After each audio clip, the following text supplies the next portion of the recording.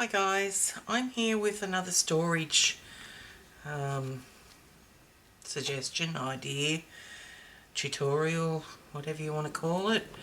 I was looking for something to store my die cut pieces in. So those things that you cut out from dies.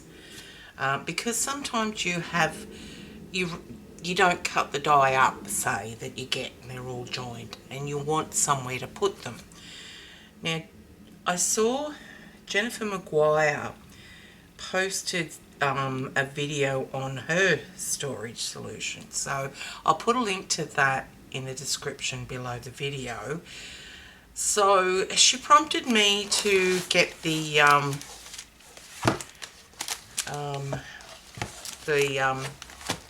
like a photo album book, but it's a specific one for this. It's called a magnetic something. I'll have a look and put the link below. Now, I don't know, but I think I got a dud, because when I used it, all the dies kept falling out once I populated it, so I wasn't impressed with it. So I took all the pages out. I may do something with this later on, I don't know, but there was no point in getting rid of the album itself. So what I did is I used baseball cards, sleeves, and I populated it with all my alphas that I've cut out and stored previously. Also, my die cut words, which is mainly what I want it for. That and the little shapes like the hearts and the stars and circles and things like that. So that's what I've done there. Okay, and flowers. I don't use flowers a lot.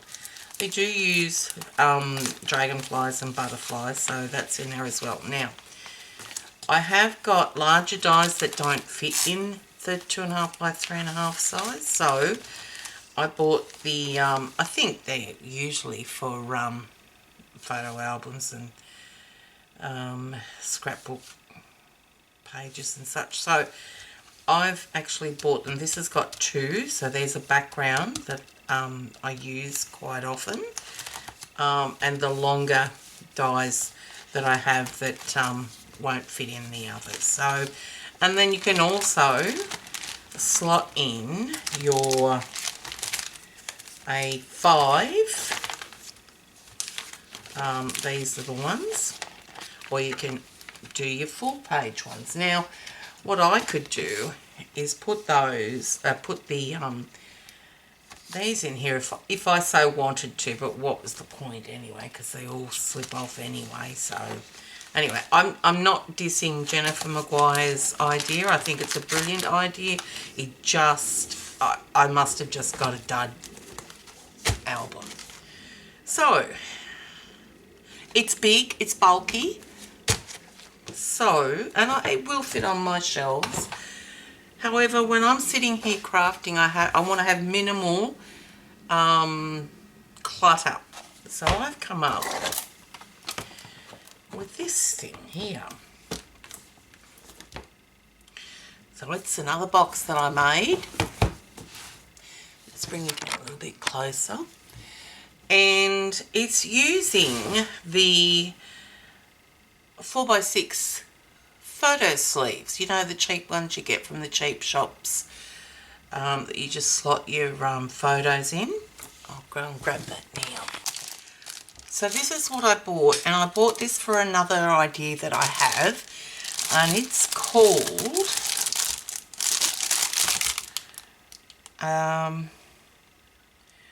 well, it's cinch 60 pages. So those 60 pages I cut down, well, I cut them all out first. Okay, that's it there. There's a lot in there. So when you populate that, it's going to be bulky.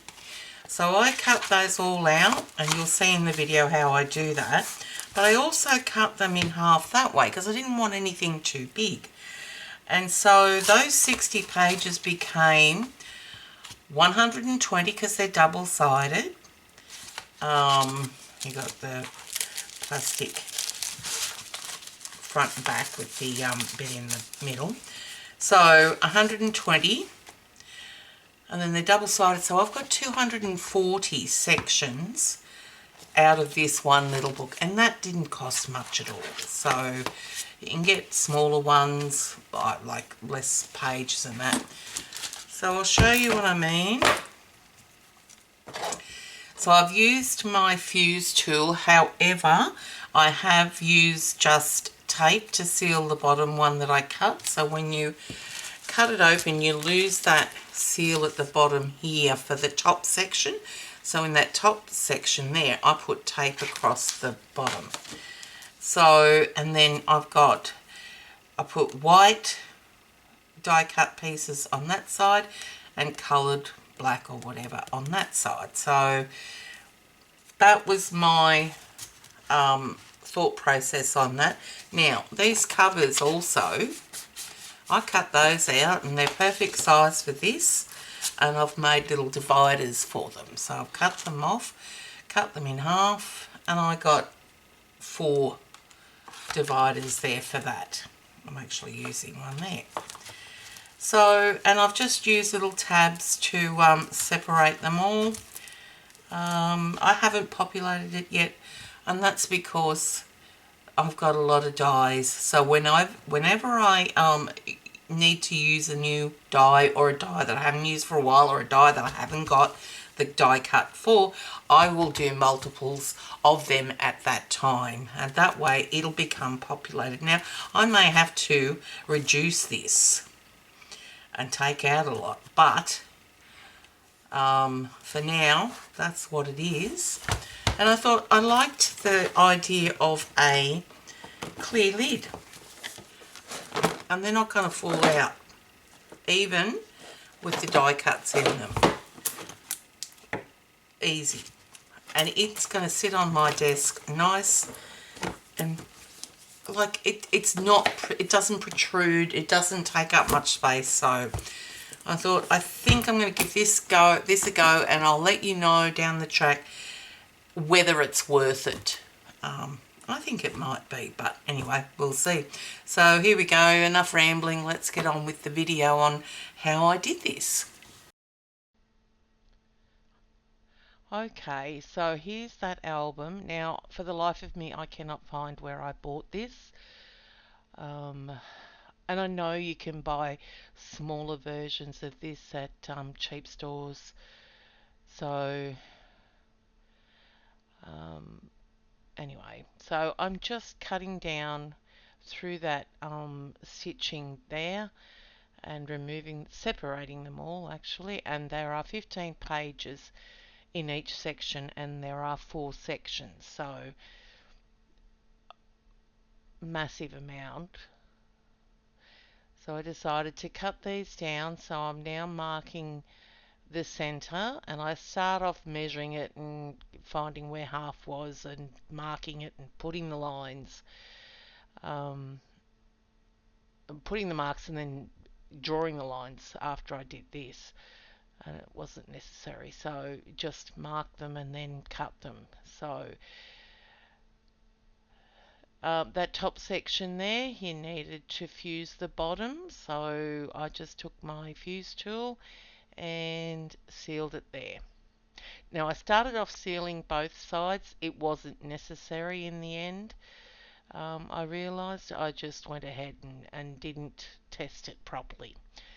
And so there are the little inserts that I've made to go in them. So that's good. It's coming together okay. Yep, all sealed. Fine. Happy with that. Oh, in effect, I probably could have cut through it completely, doing it both sides, but I didn't, thankfully. And further down the track, if I do, I can always mask it up, and I'll show you soon how to mask it up. Yep, so it's now just a production line marked using the centering ruler. eventually, and then just slicing them and putting them in their piles of which ones need the fuse and which ones don't. Now, I do have the ruler. It did come with the fuse tool, the one that has the slit between, it's a metal one, and I can't find it. It's in my drawer somewhere, and I just am too lazy to get it, so I just grab any old ruler to do it. They all work fine. So just a process job, and checking them out. Now these inserts I've cut at 3 3/4 by 2 5/8 inches.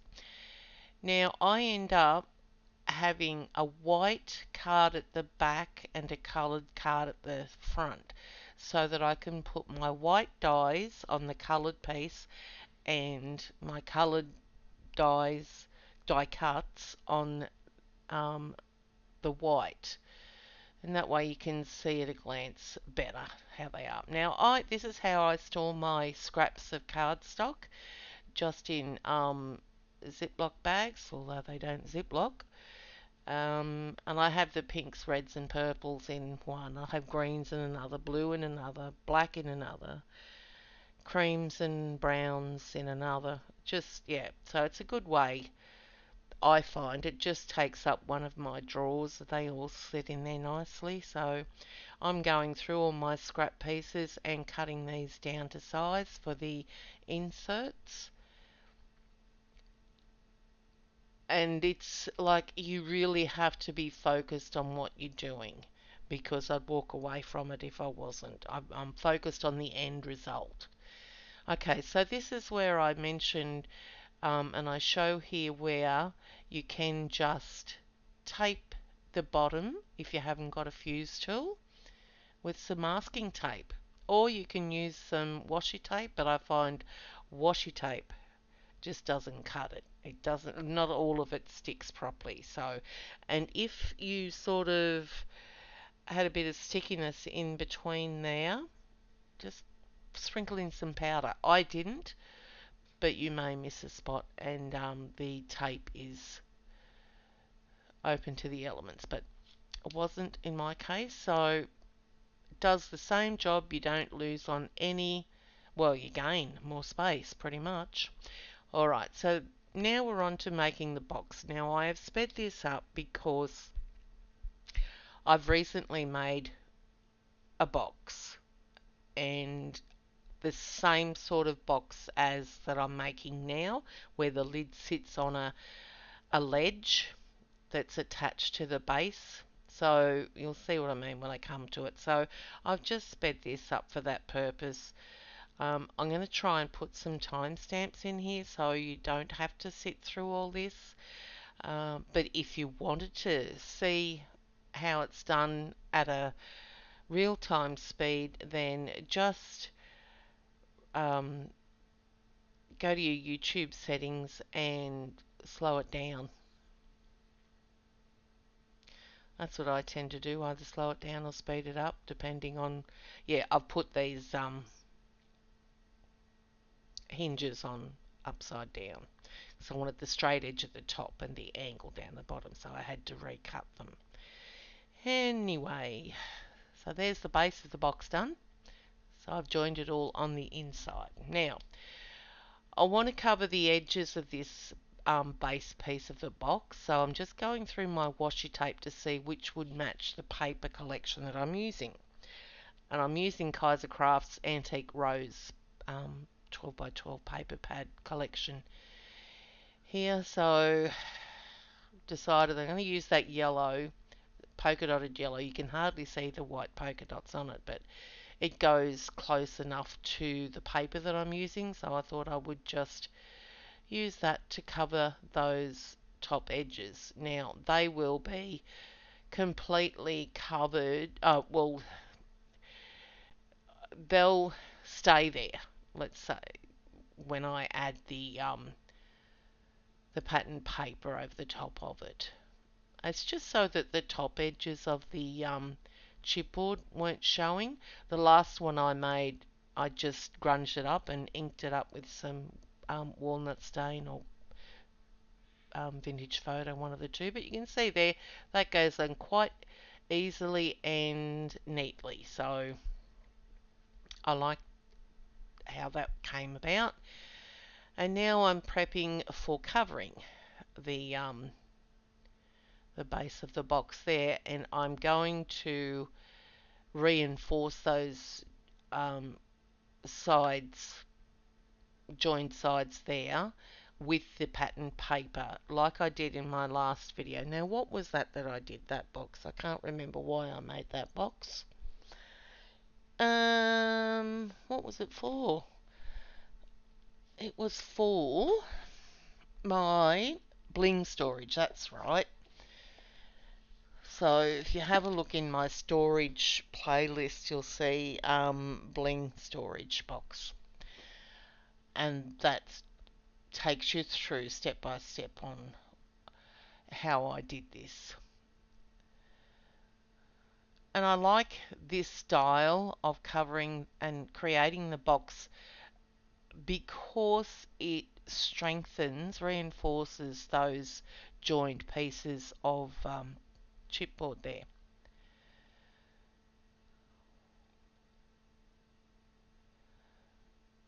So because the perimeter is going to be about over 12 inches, well over 24 actually, so I've had to overlap the paper, which is fine.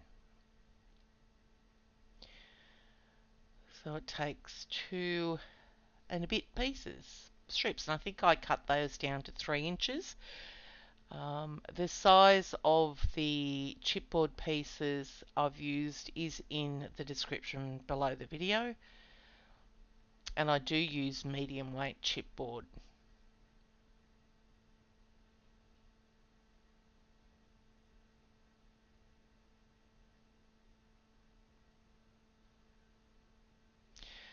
And if I had been good and thoughtful and forthright, I would have cut the paper in a way that I could have used, well,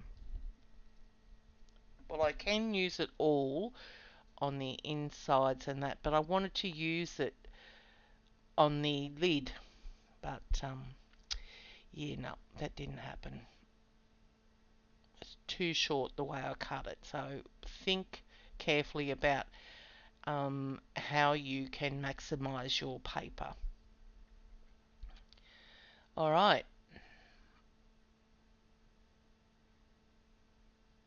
that's that box done. Now we got onto the fun piece.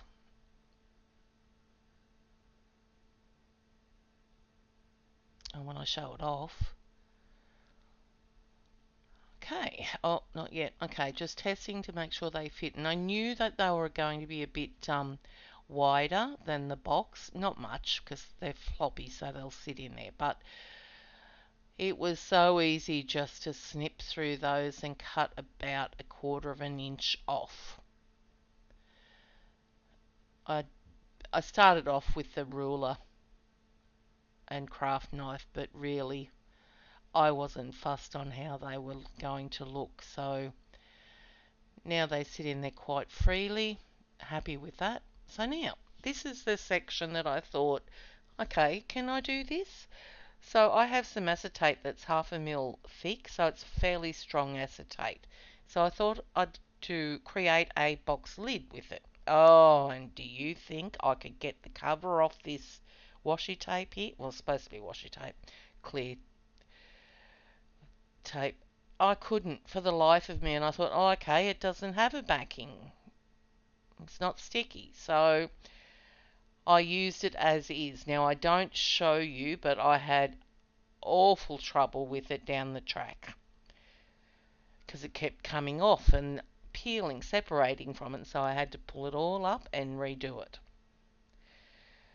So this is just over 1.5 inches wide, so what I'm doing is measuring about 3/4 of an inch, so I'm adding that tape there on the acetate, 3/4 of an inch down and at the edge. And the only thing I don't like about the tape here is that you can see through it, but it's not like, you know, I'm not that fussed. Now here I wanted to try and get get the most out of the design on the washi tape. So in the end, I couldn't be bothered. So now I'm going to attach this. I keep calling it washi tape. I don't know what you'd call it. I'm assuming it is, or it's just a sticker, a roll of sticky goodness. Anyway, I'm attaching it there using my scoreboard there for a straight edge, but I don't really need it. Okay, so now we're going to attach that back end or front end. So just positioning it there and folding over the paper. Well, I've got to put the tape on it first. Okay, done that. Now I'll just line her up and fold over that pretty clear tape. There. And that's fair enough, you know, well and good. But it's still not joining the whole sides together. So I come up with something later on for that.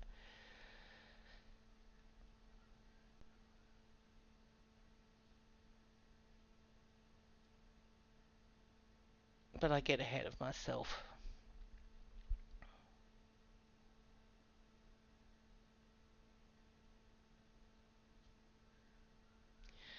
And this is making it on the fly, so I'm sorry if I've shown more than I probably should, or, you know, it's a bit long-winded, but it's my thought process as well. And so I'm using the ruler now and the grid on my mat there to make sure that I go only to the 3/4 inch mark with that tape. That way it's divided top and bottom, or top and sides. Yeah, it's sticky.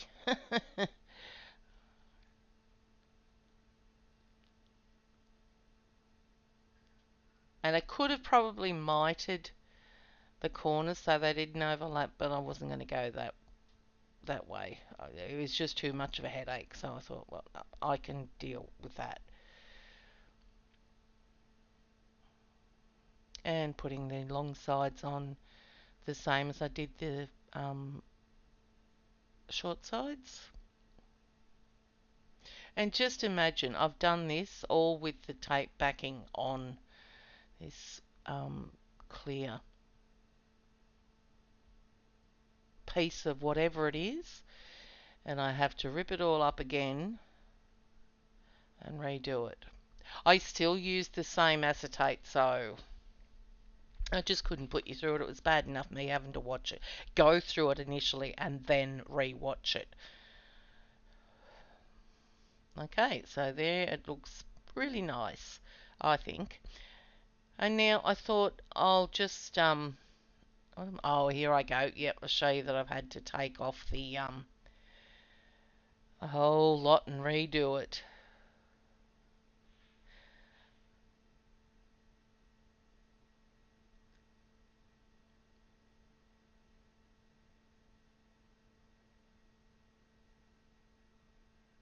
Surely I don't show you the whole lot of it. Yeah, they had to come off. No, I don't, thankfully. Okay, so I thought I wanted to reinforce the inside. Did I do the inside? Yeah, I think so. No, the outside um, pieces with some hinges. So I thought I'd just cut down and die cut the edges of this just to make it a bit more attractive. Oh, I should have left the edges off on there while I scored this, because I made a holy heck of a mess um, when I did it this way.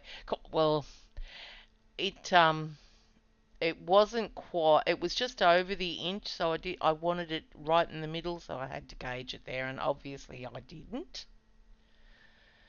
So here I am trying to line her up myself. The second one I did was a lot better, but you see the warts and all one.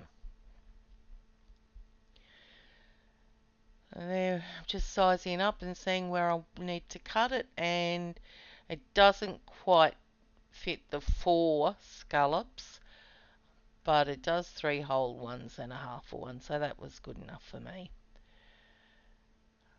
And I'm trying to match them all as well. Yep, realised that then. Okay, and then I just attach them on the outside with some scor-tape.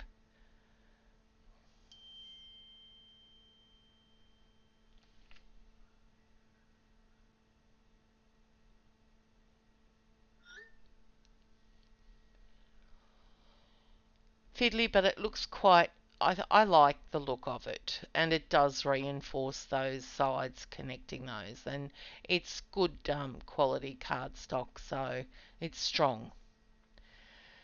So I took the strip of one of them, the backing off one side, and then stuck the other one there while I adhered that one to the side, and then attach the other one, and nice and neat, and looks pretty. And I think the fact that the that tape there is clear with the design on it, I think that adds to the look of it. If it was a solid one, I don't think it'd look as good. So there we go. We've got those on, and they look really good, I think.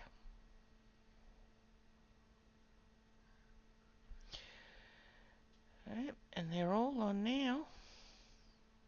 We're just about. Oh, I decided to put some glossy accents in there. I end up, oh, you'll see it anyway. Just because there's nothing connecting them on the inside, I decided to run some glossy accents just to bead through each of the 4 corners down the edges there.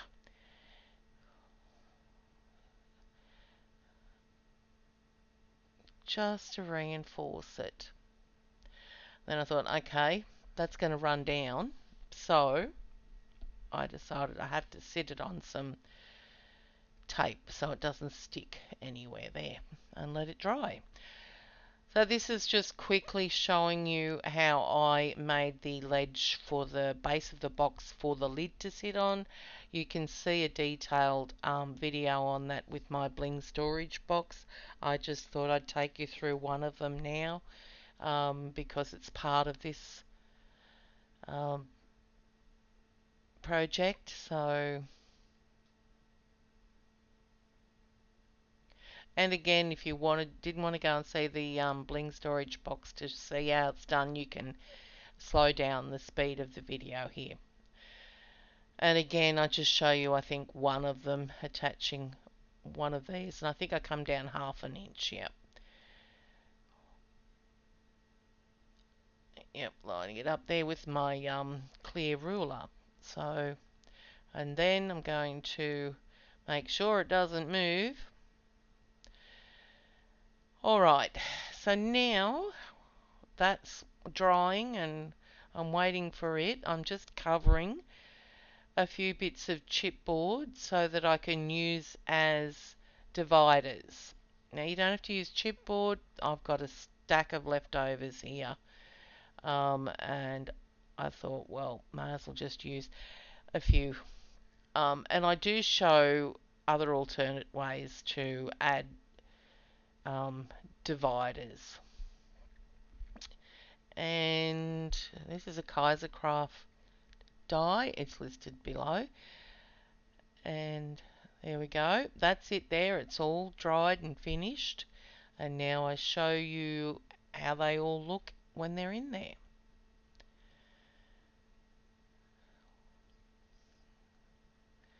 So there are the dividers going in. I only made 4 of them. I'll make more if I need to down the track. Just putting the main ones there that I use a lot of. Now, because they're not populated, they're not going to have the depth.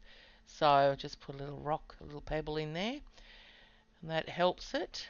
And that's it there. Oh, I just found another strip of that tape that I thought, oh, I'll just put it down the middle, so on the top there. And you'll see they don't fall out so good.